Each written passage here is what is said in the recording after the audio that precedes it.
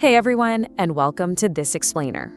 To start us off today, I actually want you to take a quick second, look around you, and find the nearest window. Seriously, really look at it. Just ground yourself for a moment, because today's topic is going to completely change how you view that everyday piece of glass. You know, it's a piece of technology so essential to our modern lives that it's become virtually invisible to us. We literally look right through it.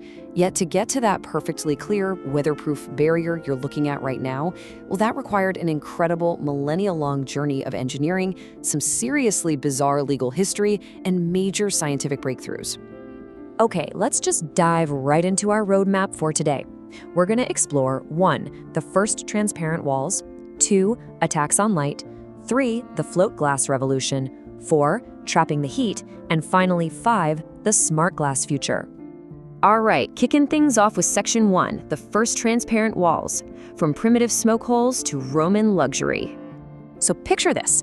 If we start in the primitive, damp, and smoky interiors of the deep past, humanity's core architectural problem was honestly pretty simple. How do we let natural light in while keeping the harsh elements out?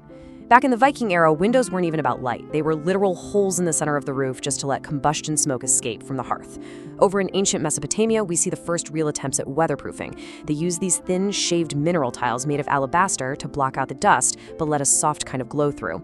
But the really major leap, that happens around 100 AD in Roman Alexandria, with the first true use of cast glass plates.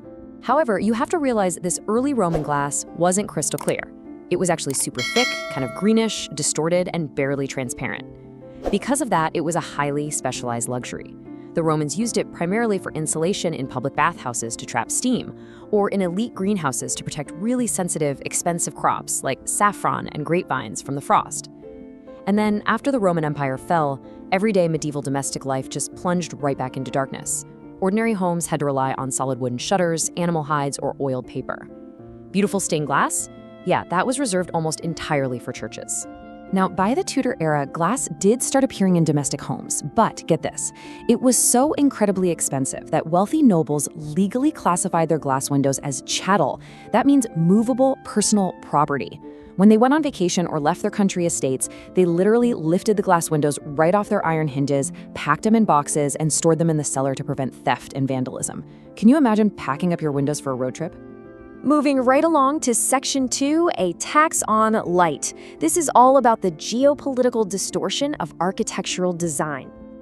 Coming out of the Middle Ages, we enter a remarkably dark era, pun absolutely intended here, where governments basically began taxing sunlight itself, completely distorting the way humans design their habitats. Look at the window tax introduced in 1696. It was supposed to be a wealth tax, operating on the assumption that rich people had more windows. But property owners immediately adapted by aggressively bricking up their windows to dodge the tax bill. Some even painted fake ones just to keep the outside of the house looking symmetrical. Then came the glass tax, which taxed glass by weight.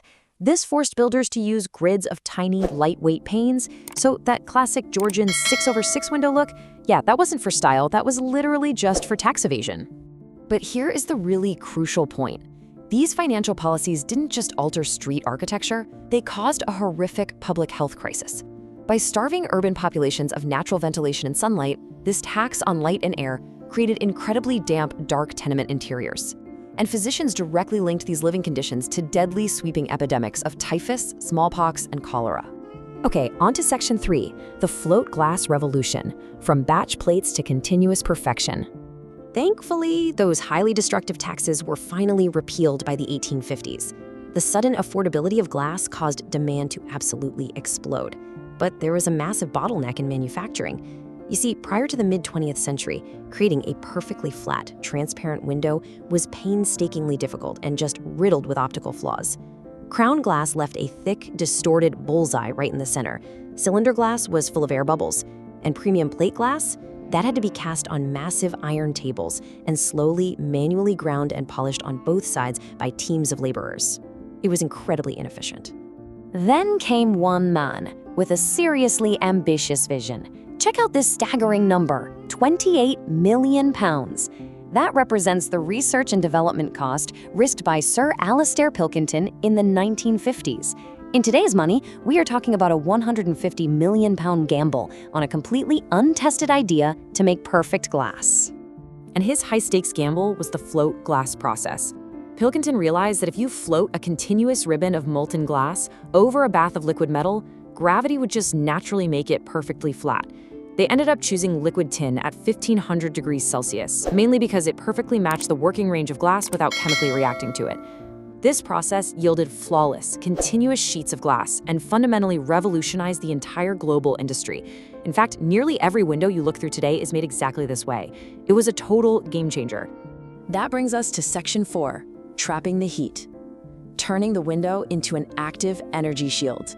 So as perfect glass became ubiquitous, a brand new problem emerged following the 1973 oil crisis. Single-pane windows were terrible insulators. This shifted the whole industry toward thermal performance, which matters immensely for both your wallet and the planet today. Scientists developed low emissivity, or low-E glass.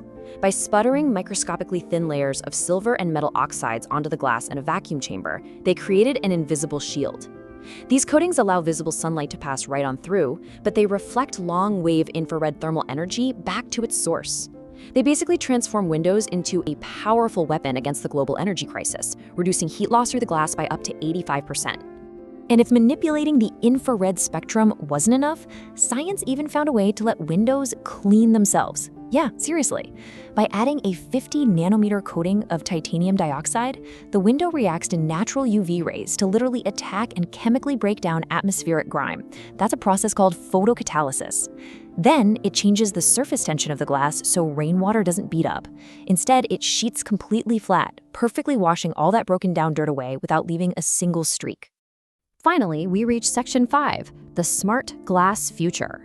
Active fenestration, digital displays, and energy generation. We are now arriving at the absolute cutting edge, a place where the window stops being a passive barrier and becomes a piece of intelligent sci-fi technology. We're seeing the massive rollout of dynamic, switchable smart glass. When comparing these technologies, electrochromic glass is your slow-tinting, heat-blocking exterior shield. Apply a tiny voltage, and lithium ions migrate to tint the glass a dark blue, completely blocking glare on a hot day. On the flip side, PDLC, or polymer dispersed liquid crystal glass, is used for interiors. You just flip a switch and the liquid crystals inside instantly align to make the glass clear, or scatter to instantly frost the glass for perfect, on-demand visual privacy. But what if the window could actually generate the power it needs to tint itself? Enter transparent photovoltaics. Engineers are literally turning commercial skyscrapers into massive vertical power plants.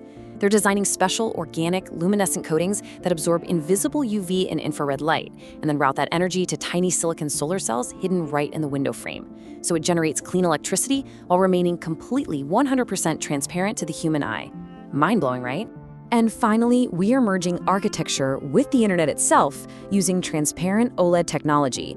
By layering self-emissive organic pixels onto transparent conductors, made of things like silver nanowires, the glass itself becomes a high-definition screen. When the pixels are off, you see right through it. When they're on, you can overlay augmented reality graphics directly onto retail storefronts, corporate meeting room walls, or even the windshield of your car. It really is a truly incredible journey, isn't it? From a primitive, damp smoke hole in a Viking roof to a highly taxed luxury item packed away in wooden crates, all the way to a digital, energy-generating, interactive screen, which leaves us with a fascinating, provocative thought for you to take away today. If the glass you are looking through right now can actively generate electricity, block heat on command, and act as a digital display for the internet, is it even a window anymore? Or has it become something entirely new? I'll let you look out your window and ponder that one. Thanks so much for joining me on this explainer.